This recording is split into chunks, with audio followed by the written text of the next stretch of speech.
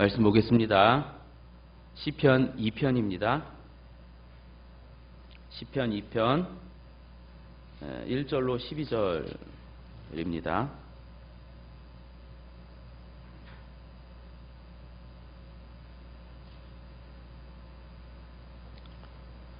교독으로 봉독하겠습니다. 어찌하여 이방 나라들이 분노하며 민족들이 헛된 일을 꾸미는가?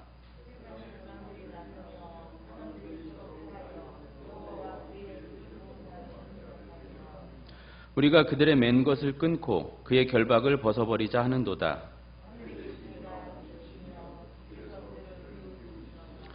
그때에 분을 바라며 진노하사 그들을 놀라게 하여 이르시기를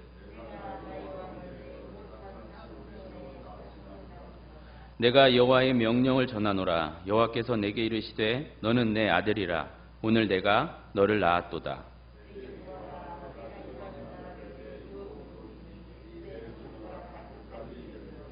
내가 철장으로 그들을 깨뜨리며 질그릇같이 부수리라 하시도다.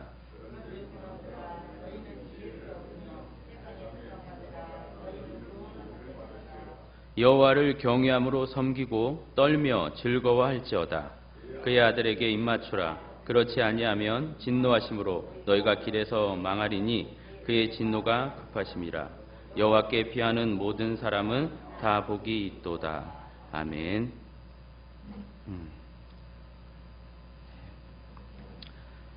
지난 시간에 이어 오늘은 군왕들아 너희는 지혜를 얻으며 라는 제목으로 시편 2편 말씀을 살펴보겠습니다.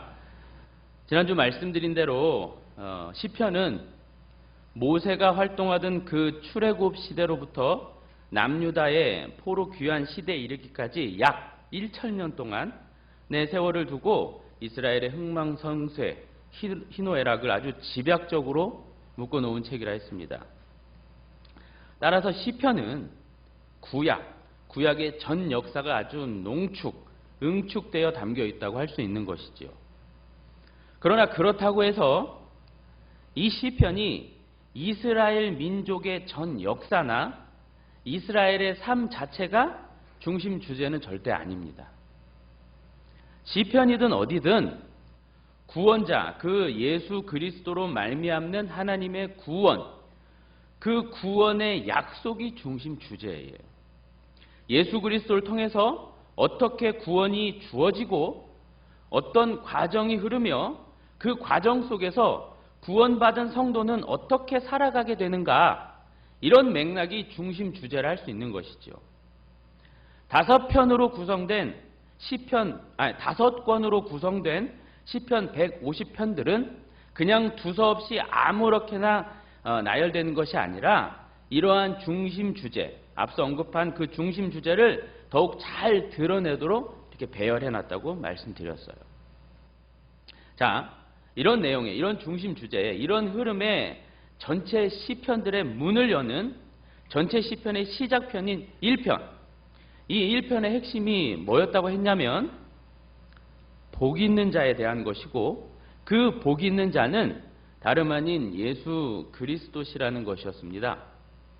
앞서 말씀드린 대로 성경의 주인공이자 시편에서도 주인공은 예수 그리스도입니다. 절대 우리가 아니에요. 세상은 더더욱 아니거니와 성도도 마찬가지로 아닙니다. 오로지 하나님의 그분 예수님입니다. 그렇기에 또 하나의 핵심이라고 할 수 있는 것은 이 시편 1편에는 종교의 공식, 이를테면 이렇게 해서 복을 받자, 저렇게 해서 복을 누리자, 이러한 종교의 공식이 나올 수 없다는 것이죠. 시편 1편은 신앙적인 열심을 발휘하여, 그러니까 죽기 살기로 순종하고 헌신하여 얻어낼 수 있는 복도 없을 뿐더러 그렇게 열심을 내라고 강요하지도 않아요. 그런 얘기가 아닙니다. 그저 예수님이 복이다, 예수님이 주인공이다, 이것만 피력합니다. 문제는 왜 이런 말씀을 자꾸 드리냐면요, 문제는 예수님이 주인공이라는 이 사실이, 이 기본 골격이 우리 안에 견고히 세워지지 않는다면 그래서 다른 것들이 주인공이요 핵심처럼 보여진다면 그 뒤로 자동적으로 이어지는 것은 기복신앙이나 뭐 구복, 맹목적인 종교심 이런 것이 뒤따라올 수밖에 없다는 거죠. 여러분, 우리 기독교는 하나님의 아드님, 그 성자 하나님이 시작이고 내용이요 끝인 종교입니다. 어줍잖은 치성이나 무슨 특심, 도덕, 윤리 이런 것이 난무하는 종교가 아니에요. 인간이 만들어내는 그런 종교, 기독교를 제외한 다른 모든 종교는 인간이 만들어 놓은 종교잖아요. 그러한 종교들을 파헤쳐 보면 결국은 인간 자신의 열심으로 자신의 복을 쟁취하는 것뿐이에요. 이 땅에서 열심을 부려 현세의 복과 내세의 복, 그것을 얻어내자 하는 것이 주 요점이에요. 에둘러서 말씀드리지만 결국 인간들이 만들어 놓은 그런 종교의 주인공은 누가 되는 거예요? 자기 자신이 되는 거예요. 인간이 되는 거예요. 자신이 열심을 부리고 자신이 착하게 잘해야 되는 거죠. 진인사 대천명, 하늘은 스스로 돕는 자를 돕는다. 사람으로서 할 수 있는 일을 다 해라. 그럼 하늘도 감동하여 도와주신다. 이렇게 언제나 주어는 중요한 것은 인간이요 사람인 거예요. 그걸 인본주의라고 하잖아요. 기독교도 이렇습니까? 아니, 기독교는 다릅니다. 기독교의 시작은 인간이 만들어놓은 종교와 정반대로 인간은 아무것도 할 수 없다가 시작이에요. 인간은 죄인이다가 시작이죠. 그렇기에 주님 도와주세요. 이 주님이 핵심이 되는 겁니다. 그러니까 세속, 일반 종교에서 기독교가 눈에 가시처럼 들려질 수밖에 없어요. 왜? 우리가 뭔데? 이렇게 되는 거죠. 번거롭게 반복하여 말씀드리지만 시편 1편에서부터 하나님이 말씀하시는 복은 예수님이에요. 사실 하나님의 복은요, 궁극적으로 하나님 나라에서 누리는 영생입니다. 더 이상 죄가 없는, 그렇기에 사망과 관련된 온갖 나쁜 것이 없는 그곳 하나님 나라에서 하나님께서 주시는 그 생명력을 받아 누리며 완전한 기쁨과 사랑과 감사가 넘쳐 흐르는 그것, 그 누림, 그 복이요. 그런데 그 하나님 나라로 들이시며 하나님의 참 백성으로 만드시는, 이걸 좀 어려운 말로 새 창조라고 하는데, 이 새 창조의 역사는 예수님 한 분으로만 되는 것이에요. 구원, 그 하나님 나라, 그 복에 인간은 아무것도 할 수 없습니다. 인간이 껴들 수 있는 문제의 것이 아니에요. 우리가 자칫 구원을요, 하나님과 우리가 함께 손을 잡고 그렇게 이루어 가는 것으로 이렇게 오해할 수 있습니다. 구원은 그런 것이 아니에요. 우리가 하나님의 백성으로 온전하게 지어진다는 건 역시 우리가 하나님을 돕는다는 둥, 하나님의 말씀을 잘 알아듣고 순종하여 그분의 백성답게 이렇게 해드릴 수 있는 이런 차원의 것이 사실은 아닙니다. 그 옛날 이스라엘이 바로 이런 생각 때문에 망했던 거예요. 이렇게 하나님을 도와드릴 수 있고 하나님의 손을 잡고 발맞춰 나갈 수 있다, 이런 생각.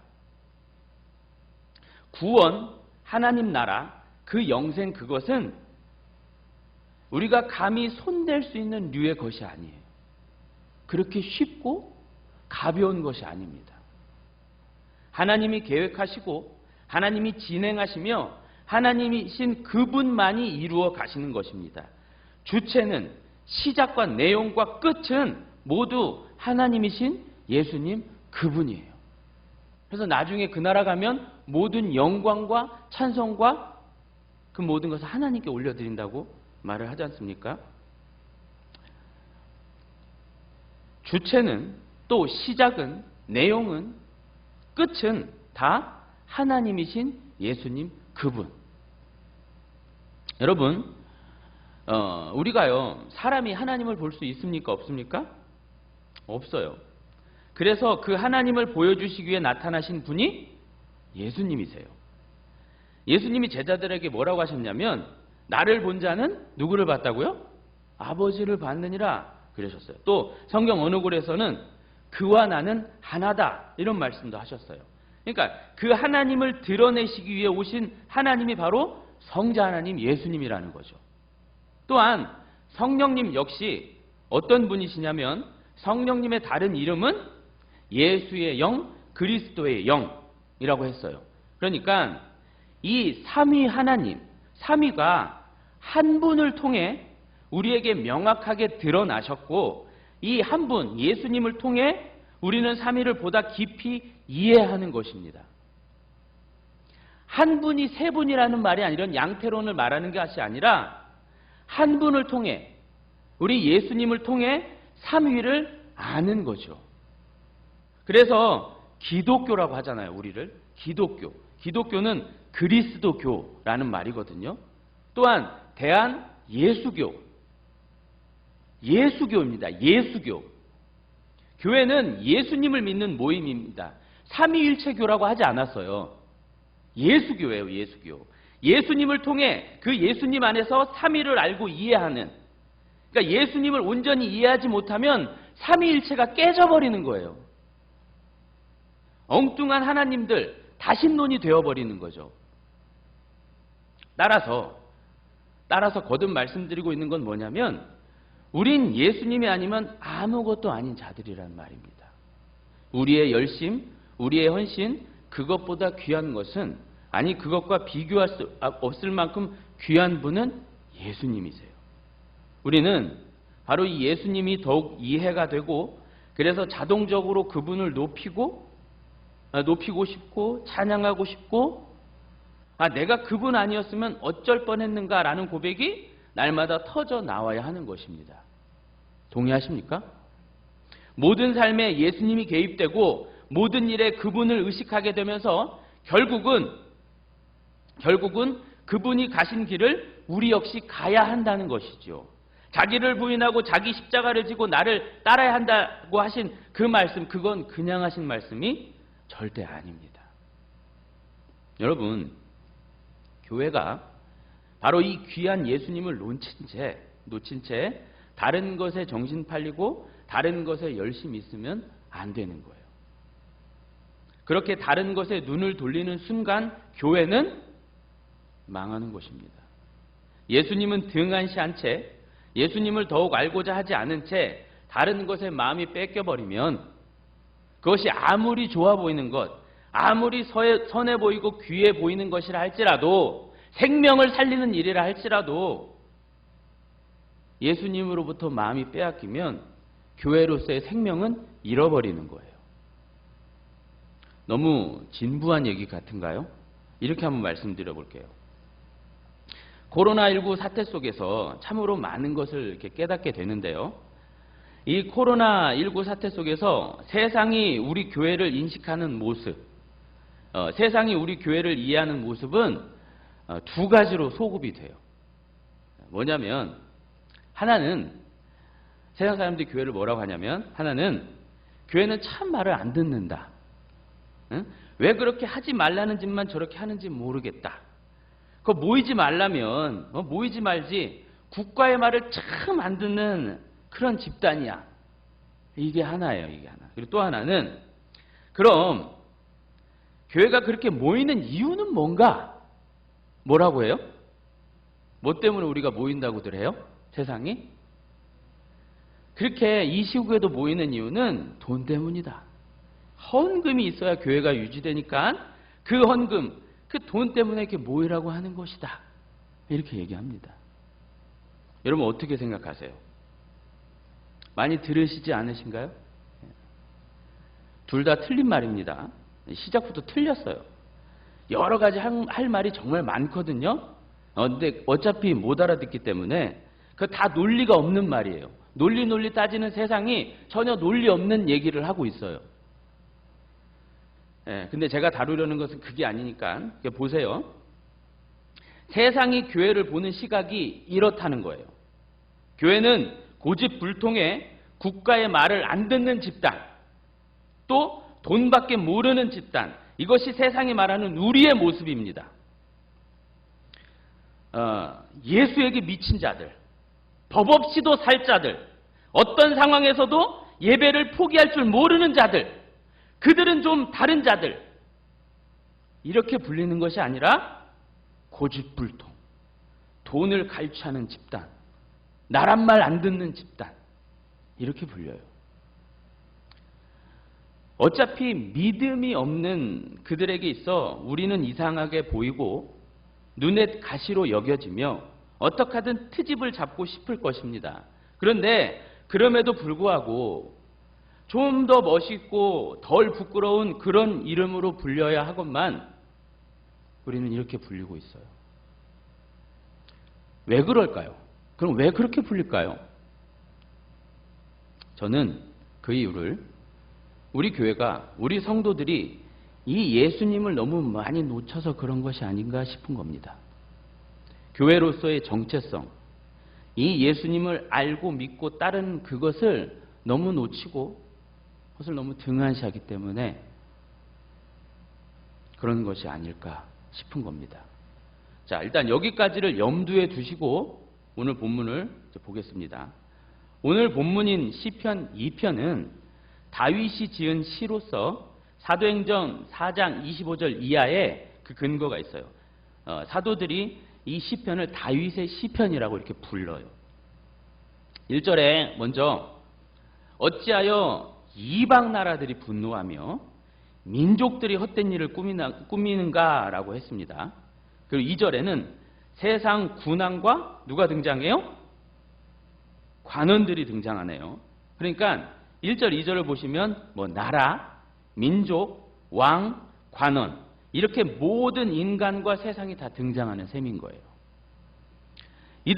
그런데 이들이 분노하면서 꾸미는 헛된 일이자 그들이 꾀하는 것이 있는데 그것이 무엇이냐면 결국 3절에 여호와와 그의 기름 부음 받은 자를 대적하는 일이래요. 여기서부터 이제 벌써부터 이 기름 부음 받은 자를 예수님으로, 예수 그리스도로 보시면 안 됩니다. 기름 부음 받다. 이게 히브리 말로 메시아흐잖아요. 근데 구약에 이렇게 기름 부음 받는 자들은 세 부류가 있었어요. 누구냐면 왕과 제사장과 선지자들. 이 세 부류가 기름 부음 받은 자들입니다. 하나님으로부터 기름 부음 받은 자들. 자, 이 시편 2편은 다윗의 시편이고 다윗도 왕으로 기름 부음을 받잖아요. 그렇죠? 그러니까 다윗은 우선 자신을 여호와의 기름 부음 받은 자로서 이렇게 나타내면서 이 여호와와 하나님, 세상이 여호와와 하나님과 그 하나님께서 세우신 자신을 대적한다고 말하고 있는 중입니다. 다시요. 이 시편은 다윗의 시편이라고 말씀드렸어요. 다윗이 왕으로 기름 부음을 받아요. 그러니까 다윗은 우선 자신을 여호와의 기름 부음 받은 자로서 나타내면서 세상이 여호와 하나님과 그 하나님께서 세우신 기름 부으신 자신을 지금 대적한다고 말하고 있는 중입니다. 하나님은 대체적으로 자신의 메시아, 즉 자신이 세우신 기름 부으신 왕이나 제사장, 선지자를 통해 말씀하시고 일하셨어요. 그 기름 부음 받은 자들에게 하나님의 말씀이나 명령을 주시고 그 말씀이나 명령이 이렇게 전해지도록 하셨어요. 그러나 인간들은 이방 민족이건 선민이건 간에 하나님과 그 하나님의 기름 부음 받은 자들의 말을 들어요, 안 들어요? 안 들어요. 어겨요. 그렇게 어기며 어겨가며 대적합니다. 그러면서 뭐라고 하냐면 3절에 보시면 맨 것을 끊고 결박을 벗어버리자. 맨 것, 결박 다 같은 의미의 말로 하나님의 통치권, 하나님과의 어떤 관계, 이걸 함의하는 말이거든요. 이걸 끊어버리자. 이걸 치워버리자. 그걸 벗겨내자. 하나님을 떠나자. 말을 듣지 말자. 이렇게 되는 겁니다. 그런 모습을 그리고 있는 거예요. 정리하면 앞서 언급한 이 세상 모든 인간들이 가면 갈수록 하나님의 통치권과 보호하심 그 하나님의 말씀의 울타리에서 벗어나고자 하는 것을 그리고 있는 것입니다. 말하고 있는 것이에요. 그러니까 이 모습이 어떤 모습이냐면요.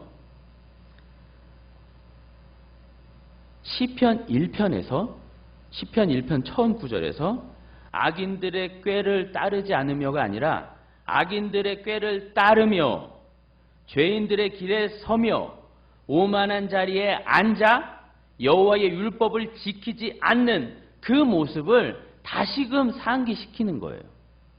시편 1편 1절부터 2절의 말씀을 다시 갖고 오는 겁니다. 다르게 표현해서.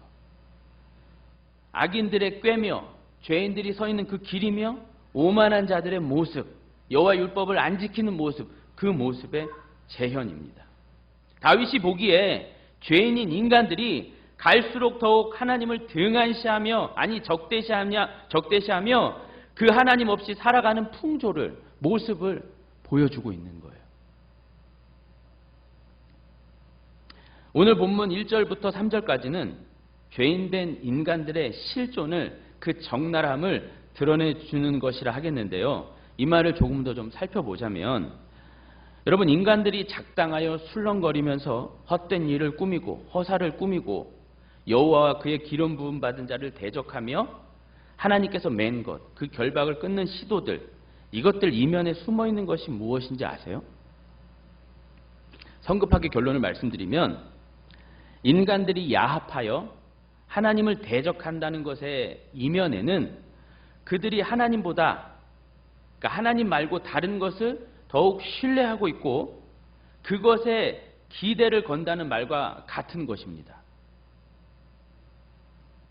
인간은 자고로부터 인간은 하나님을 떠나 하나님보다 문명과 기술, 발전, 번영 이런 것을 더 신봉해 왔어요. 결국 인간입니다. 인간 자체로 눈을 돌리고 인간에게 기대를 거는 것이죠. 하나님을 떠난다는 것에 다른 것은 그 하나님을 떠나서 어디에 초점을 맞추고 어디에 더 기대를 거냐 이 얘기인데 그것은 결국 인간이라는 거죠. 하나님을 벗어나서 우리들의 열심으로 우리들이 힘을 모아 그렇게 살아보자 이 얘기입니다.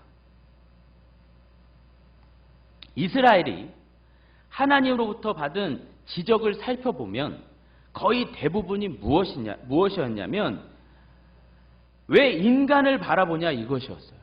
하나님이 왜 내게 눈을 돌려 엉뚱한 곳을 바라보냐 이것이었습니다. 왜 멀쩡한 너희들의 진짜 왕 나를 놔두고 너희들의 왕을 구하지? 왜 인간 왕을 구하지? 계속 이것이었어요. 왜 사람을 보고? 그러니 이런 거였습니다. 근데 이 얘기는 어디로 거슬러 올라가게 되냐면 창세기 4장으로 또 거슬러 올라가게 돼요. 창세기 4장에 보시면 가인과 그의 후손이 하나님의 품을 떠나 무엇을 하게 되냐면 성을 쌓고 목축업을 발전시키며 음악 및 예술을 창출해내고 또 쇠 연장 같은 도구들을 만들면서 소위 문명을 만들어 살아버립니다. 인간의 타락함, 하나님께서 말씀하시는 인간의 타락함, 그 단면을 보여주는 창세기 4장 속의 인간은 하나님께 기대를 걸지 않는다는 거예요. 하나님을 바라보지 않고 그 하나님 말씀에 의존하여 살지 않는다는 거죠. 그럼 어디에 눈을 돌려요? 그들 자신을 믿으며 문화와 문명을 만들어 정착해 버리는 겁니다. 땅의 기틀을 두고서 바라봐야 될 하나님, 그 하늘을 보지 않고 땅을 바라본다는 거죠. 땅에 정착을 해버린다는 거예요. 여러분, 과거로부터 세상이, 인간이 신을 그렇게 함부로 손가락질하며 대놓고 그렇게 못된 짓 안 했어요. 할 수도 없거니와 하지 않았습니다. 성경이 무엇을 말하는지 이제 잘 살펴야 하는데 이 인간들이 문명을 만들고 기술을 발전시키면서 번영을 그렇게 이루면서 그렇게 하나님 없이 신 없이 살아버린다는 것이죠. 더욱 노력하고 개발하면서 보다 살기 좋은 나라를 만들어 간다는 거예요. 하나님을 떠나서요. 그러니까 하나님 없이도 얼마든지 잘 살 수 있습니다. 이런 마음을 가지고 기대를 가지고 그렇게 산다는 거예요. 세상을 한번 보십시오, 여러분. 코로나 같은 이런 대재앙이 오면 우선 멈춰 서서 신의 존재와 철학적인 고민, 이를테면 우리의 인생이 뭔가, 우리가 어디로부터 와서 어디로 가지? 우리의 문제가 대체 뭔가? 이 코로나로 이런 뭔가 이 본질적이고 철학적인 고민을 하는 것이 아니라, 그래서 뭘 좀 이렇게 찾으려는 것이 아니라 극복하려 든다 이 말입니다. 온 나라와 전 세계가 서로 도우며 방역을 하고 백신을 만들어요. 마치 그 옛날 바벨을 쌓아 홍수를 극복하려는 듯이 말이죠. 세상과 인간들은 가면 갈수록 자신들을 의지하고 더 결속을 다지면서 이겨내고 극복하려 든다는 것입니다. 그게 뭐가 나쁘냐고요? 근데 좋아 보입니다만 우리가 놓치지 말아야 하는 것은 인간이 인간에게 가치와 기대를 걸면서 하나님은 보지 않으려 한다는 거예요. 그게 중요한 겁니다. 당연한 얘기지만 하나님에 대해 인정하지 않으려고 하고 눈 가리고 아웅만 한다는 거죠. 과학과 문명, 눈에 보이는 이 세계만 집착을 해요. 더 이상 다른 것을 보지 못해요. 보지 않고요. 이 모든 문제의 근원이 무엇이고 어디서부터 비롯되었는지에 대한 인식을 하지 못합니다. 어느 날이 시간이 생겼고 어느 날 갑작스럽게 세상이 만들어졌으며 어느 날 이렇게 되었다는 것입니다. 그러니 더욱 열심히 우리가 머리를 맞대고 하나로 힘을 합쳐 흩어짐을 면하자, 이 바벨적 사고에서 벗어나지를 못해요. 그런데 제가 실상 다루고자 하는 것은 이것이 아닙니다. 세상은 그렇다 치자고요. 세상은 그렇게 눈에 보이는 현실이나 눈에 보이는 이 땅이나 사람에게 초점이 맞춰지고 그 사람에게 기대를 걸 수밖에 없어요. 세상은 그렇다 치자고요. 우리 교회는 어떨까요? 우리 교회는 그 세상처럼 그렇지 않고 여호와와 그의 기름 부음 받은 자, 결국 예수 그리스도죠. 이 예수님을 대적하지 않고 순종하면서 더욱 율법, 말씀을 지키면서 그렇게 바르게 살아가냐 이 말입니다. 이런 시국에서 우리는 무엇을 의지하고 우리가 정작 바라는 것이 무엇이며 우리는 앞서 말한 그 세상과 다르냐, 다르면 얼마나 다르냐 이겁니다. 교회가 갈수록 본질을 찾고 정통을 찾지 않습니다. 절절한 신앙은 옛말이고 적당하게 세상과 발맞춰 가면서 시대에 뒤처지지 않는 교회, 이런 말들을 운운해요. 더욱 말씀만을 보기보다는, 그래서 말씀의 눈으로 이 세상과 현실을 직시하기보다는 반대가 되어버렸어요. 세상의 눈으로 말씀을 봅니다. 더 노골적으로 말씀드린다면 하나님의 말씀보다는 세상의 이목과 어떤 환경과 세상의 가치관에 더 이끌리며 살아가요. 아닌가요? 지금 이 시국에 많은 성도들이 강단에서 선포되는 하나님의 말씀을 더욱 붙잡습니까? 아니면 뉴스와 대중매체의 말에 더욱 관심을 갖습니까? 그 매스컴에서 하는 말을 더욱 신뢰하고 집중하지 않습니까? 괴로운 것은, 안타까운 것은 성도가 신앙이 없는 이 세상 매스컴이 하는 말에 아무런 여과 없이, 아무런 지식이나 이해 없이 그냥 막 따라간다는 것이죠. 성경은 누누이 경계하라, 주의하라, 생각하라, 속지 마라, 깨어라 그러는데 그 말씀이 무색하게 매스컴을 너무 많이 신뢰하고 맹신하고 그것을 더욱 주목해버려요. 그 매스컴의 말을 잘 따르는 것이 마치 성숙한 신앙인의 모습인 것처럼 보여요. 성숙한 신앙인의 모습인 줄 압니다. 자, 이러한 모습들에 말씀드린 이러한 모습들에 하나님이 어떻게 하십니까? 그 뒷절로 보면 비웃으신대요. 하나님이 비웃으신대요. 근데 4절에 보시면 어떤 하나님이시냐면 하늘에 계신 하나님입니다. 2절에 그 세상의 군왕들이 사실 세상이 땅이라는 얘기거든요. 땅의 군왕 이거거든요. 그러니까 땅과 하늘을 아주 극명하게 대조시키는 겁니다. 그 하늘에 계신 하늘 존재께서 비웃으신다고 합니다. 그런데 그분께서 비웃으시지만 않고 어떻게 하시냐면 이어지는 절에 분을 바라며 진노하신다고 합니다. 그리고 그들을 아주 놀라게 하시면서 그러니까 이만큼 화가 나시고 진노하시고 이렇게 놀래키시면서 뭘 하세요? 그 뒤로 보시면 내가 나의 왕을 내 거룩한 산 시온에 세웠다. 이렇게 말씀하세요. 그 노와 진을 이렇게 바라시면서 뭔가 더 큰 게 나올 법한데 어떻게 마무리시냐면 내가 나의 왕을 내 거룩한 산 시온에 세웠다. 이렇게 말씀하세요. 하나님 앞에 기고만장하며 까부는 그들에게 하나님은 안중에도 없고 자기들끼리 하나님을 이겨보겠다고 견뎌보겠다고 작당하는 자들에게 또 수시로 하나님의 말씀보다는 세상의 마을에 기울이며 믿음 없는 삶을 사는 이스라엘에게 하나님께서는 진노하시면서 내리신 특단의 조치가 뭐냐? 나의 왕을 시온에 세우는 것입니다. 조금 난해한데 시온산이 뭘 의미하냐면요. 시온은 나중에 이 시온산에 뭐가 있게 되죠? 예루살렘 성전이 있게 돼요. 시온산에는 다윗 왕의 궁도 세워지지만 하나님께서 계신다는 그 성전도 세워지는 곳입니다. 여하간 시온이 의미하는 것은 그곳이 특별한 장소요. 하나님의 계획과 뜻, 그러니까 상징적으로 하나님 자신이 계시는 곳을 의미하는 거예요. 이러한 시온산에 세워지는 왕은 1차적으로 다윗입니다.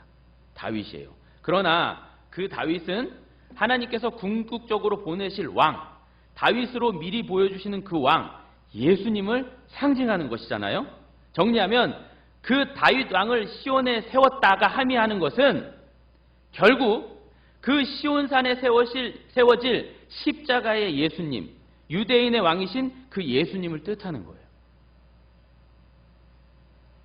그러면서 7절에도 보시면 그 왕, 그러니까 예수님을 힌트하고 있는 다윗 왕, 시온산에 세운 그 다윗 왕이 이제 말을 하는데 여호와의 명령을 전한다면서 이런 얘기를 해요.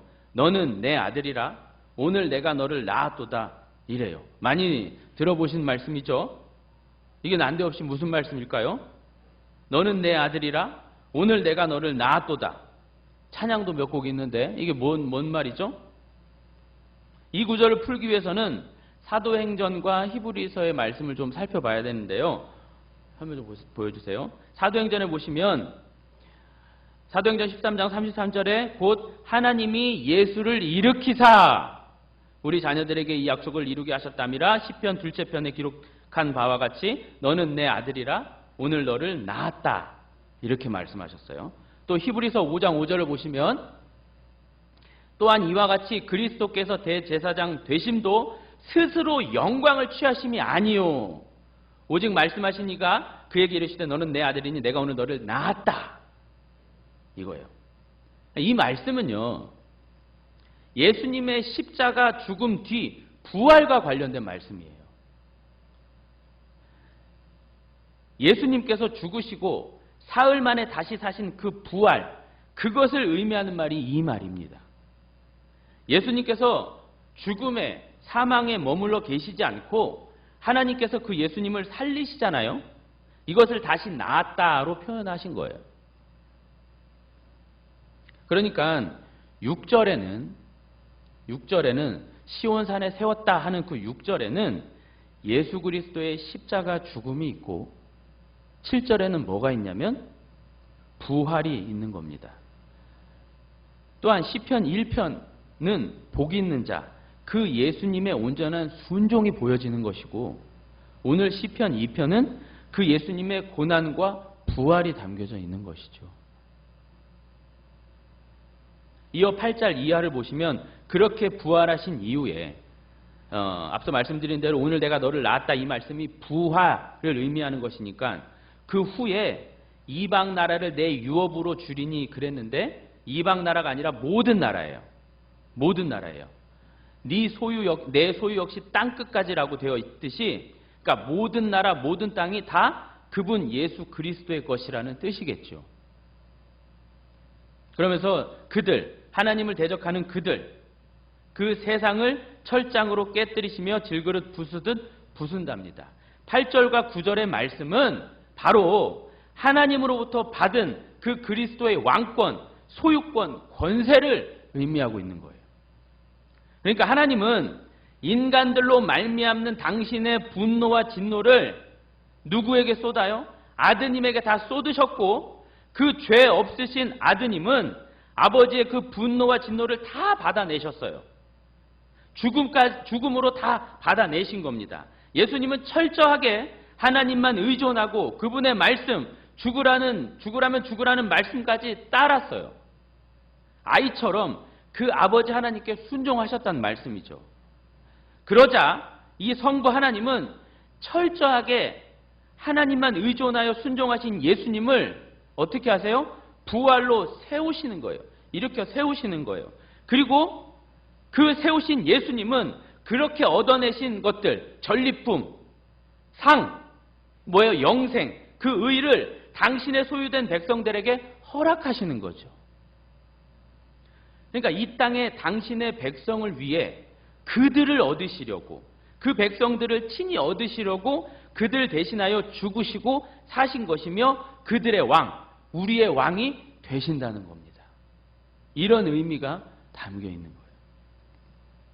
바로 이 의미, 이 내용이 하나님의 긍휼이고 하나님의 비밀이고 오늘 제목처럼 군왕들이 알아야 할 지혜라는 겁니다.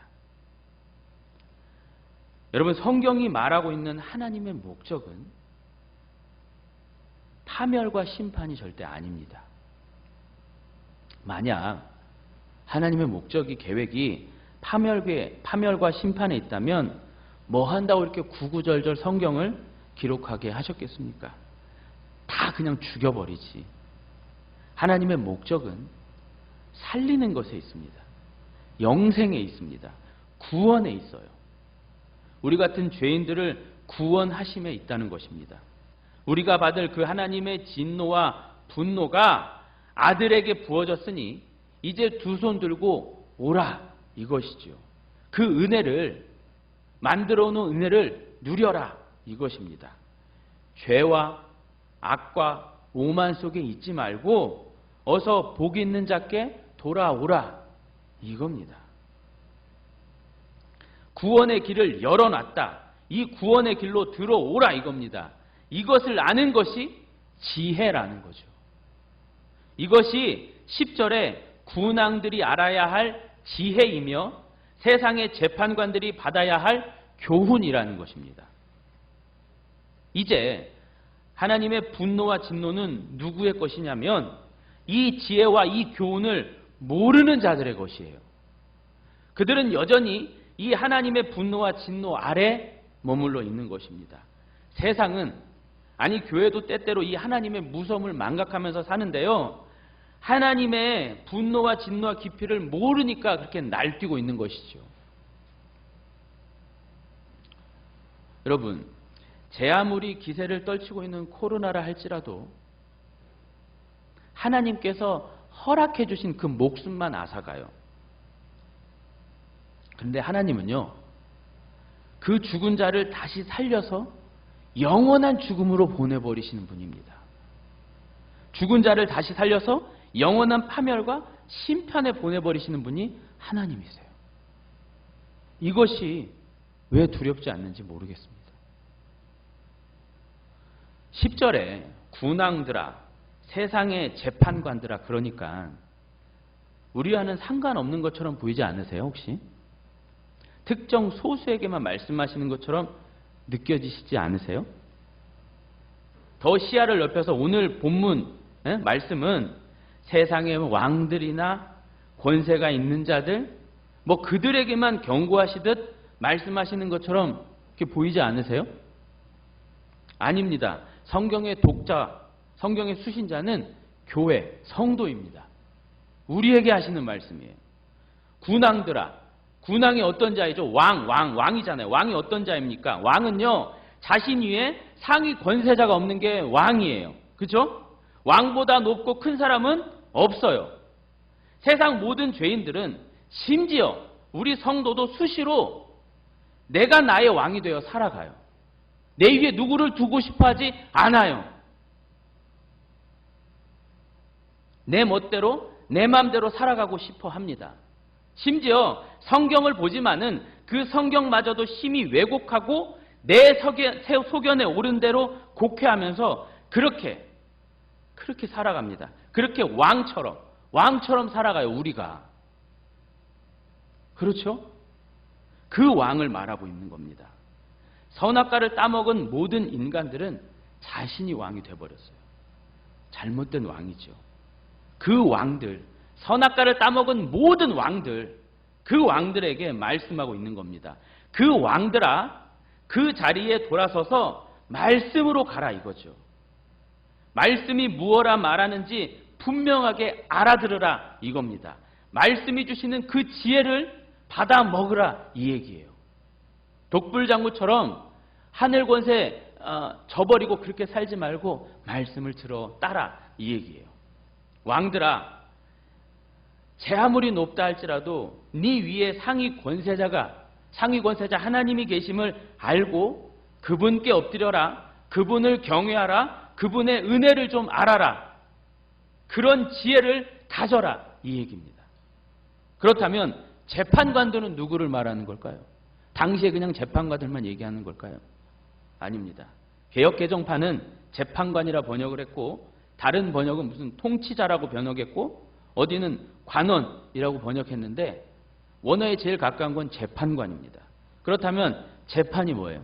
재판이라는 것은 무엇을 판별하는 것이냐면 선과 악을 판별하는 거예요. 그렇죠? 재판관은 누가 옳은지 그른지를 말씀에 근거하여 판결하는 자들이에요. 판별하는 자들. 선악의 기준. 여러분, 옳고 그름의 기준이 무엇이에요? 말씀입니다. 말씀이 그렇다고 하면 그런 것이고 우리 눈에 아무리 좋아 보이는 것이라 할지라도 말씀이 아니라 그러면 그건 뭐예요? 악한 거예요. 말씀, 곧 하나님이 기준이시라는 것이 강조점입니다. 그러나 죄를 가진 모든 인간들은 그 선악의 판단과 결정을 누가 해요? 자신이에요. 자신이 선악 판단의 주체자인 것이죠. 즉 모두가 다 재판관들이에요. 모두가 다. 우리 모두가 다 재판관들. 하나님이 가지셔야 하는 그 재판권을 선악 판단을 우리 인간이 해버리는 거예요. 이거 저주입니다. 모두가 재판관이 되었어요. 다들 자기 나름대로 선과 악을 판단하고 자신이 생각하기에 선한 것에 몸과 마음을 던져버려요. 그러나 이미 죄로 인해 우리들의 사고는 온전하지 못해요. 제대로 선악을 판별해내지 못합니다. 인간들의 결정은요, 잘못된 것들이 너무 많고 하자와 문제가 너무 많아요. 그렇기에 어떻게 하라고요? 하나님의 교훈을 받으라 이거죠. 하나님의 말씀, 하나님의 가르침, 그게 기준이 되어야 된다는 겁니다. 그러면서 이어지는 9절, 11절, 11절이 여호와를 경외함으로 섬기며 떨며 즐거워하라. 그의 아들에게 입맞추라. 그러니까 여호와를 두려운 마음으로 섬기고 떨리는 마음으로 그분을 찬양하라. 그러한 사람은 어떠한 사람이냐? 바로 그 아드님을 알아보고 그 아드님을 인정하며 그 아드님께 속하는 자, 아드님께 피하는 자. 입맞추라 하는 것은요, 전쟁 시 패한 나라 왕이 이긴 나라 왕 앞에 엎드려서 그렇게 했어요. 그러니까 그게 속하는 거예요. 그분 앞에 납작 엎드리는 거죠. 여호와를 두려운 마음으로 섬기고 떨리는 마음으로 그분을 찬양하고, 그러한 사람은 결국 어떤 사람이냐면 그 아드님을 아는 자, 아드님을 붙드는 자, 예수가 있는 자라는 것이죠. 이렇게요, 구약에서도 틈만 나면 예수 그리스도, 예수 그리스도. 당연히 주인공은 예수 그리스도입니다. 성경은 우리에게 보다 많은 것을 전하려 하고 보다 많은 것을 가르치는 것 같으나, 여러분, 실상은 그렇지 않아요. 그렇지 않아요. 하나님의 말씀 성경은 우리의 구원이 예수님으로부터 비롯되어 예수님으로만 마친다는 말밖에 하지 않습니다. 그러한 말씀, 이 복음을요, 여러 가지 사건과 여러 인물들을 통해 다양하게 표현하는 것 뿐이에요. 그 한 분에게로 집중하게 하는 것입니다. 그 이유는 그분만 귀하고 중요하기 때문이에요. 사람이 아니에요. 우리가 아니에요. 그분이라는 거죠, 그분. 여러분, 잘 한번 들어보세요. 여러분, 그 십자가가 없으면 우린 살지 못합니다. 그분이 죽지 않으면, 그분의 그 예수님의 십자가가 없으면 우린 살지 못해요. 그렇죠? 그러면 십자가에 그분을 못 박으라고 해야 되겠습니까? 아니면 십자가에서 내려오라고 해야겠습니까? 그분이 죽지 않으면, 그분이 못 박히지 않으면 안 된다니까요. 그러면 그분을 못 박아야 돼요? 그분을 내려오시라고 해야 돼요? 내려오시라고 해야 돼요? 그럼 우리가 죽어요. 우린 구원 못 받습니다. 아이고, 나 때문에 저 십자가에서 아니라니까요. 그런 감상적인 종교가 아닙니다.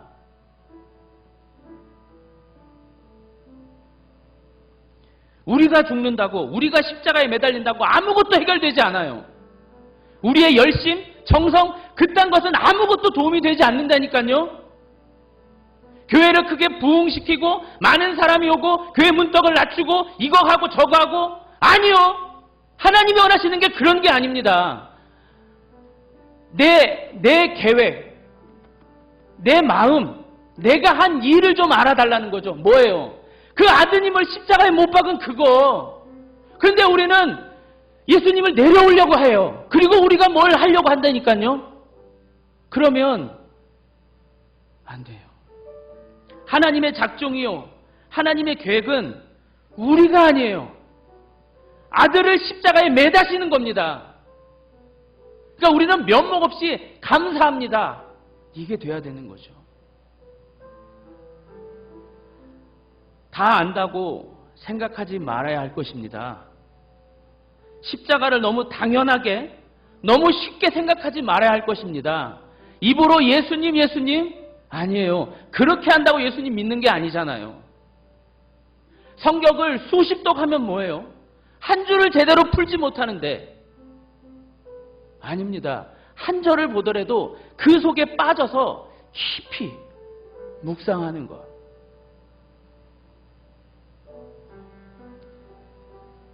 십자가를 너무 당연하게, 너무 쉽게 생각하지 말고 예수님을 제대로 진짜